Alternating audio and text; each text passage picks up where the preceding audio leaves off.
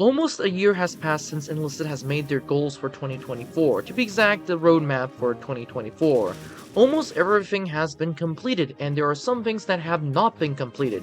In this video, we're going to be talking about the things that have not been completed, what have been completed, and what this means for Enlisted. So without further ado, let's get started with the video. Starting with what they have completed. And that is a lot. For example, they released Enlisted on Steam, they've improved the account ranking system, they increased the tutorial for the UI, they made better description of the game mechanics, they even have new anti-tank guns for higher BR and a new soldier class. They converted stuff from silver and research points, and they changed anti-personnel mines. Of course, there are a lot of things that they haven't changed, of which there are only two. One is the new front line. For those who don't know what this essentially is, this is essentially going to be Japan versus the USSR. Enlisted has not implemented this, and I'm almost going to guarantee you this new front line is Japan versus USSR.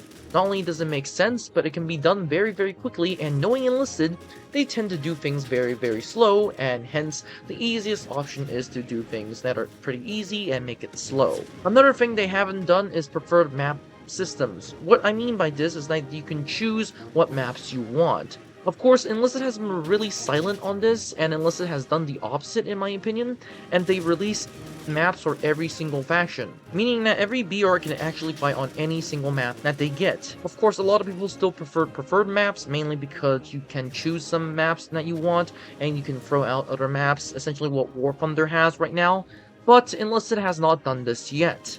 Now, Enlisted still has 3 months until July, and that is essentially when Enlisted made this roadmap. To be exact, they made this roadmap of July 5th of 2024.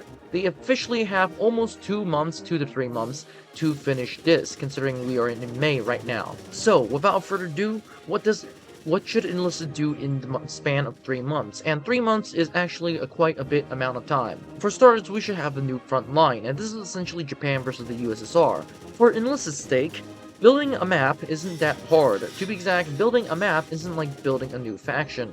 The Japanese versus USSR is actually not a bad idea. We can have multiple maps such as Kalkengald and some later maps such as Manchuria in 1945, but this essentially allows the Japanese to fight against the Soviet Union, allowing the Japanese to not only fight against the United States, which is great.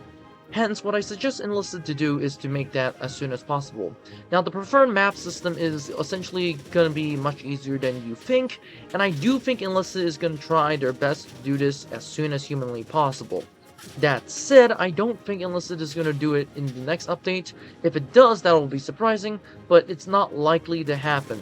But we can still see what is going to happen within the next 2 or 3 months, and essentially what's going to happen after that is that Enlisted just have to do a new battlefield/front line and make a new preferred map system, which essentially allows us to select the maps that we want and discard others. This has been in the works for essentially a year now, and I do think it's going to finally come in July of 2025. So without further ado, this is all it for this video. Don't forget to like, subscribe, and join the Discord, and I'll see you in the next one.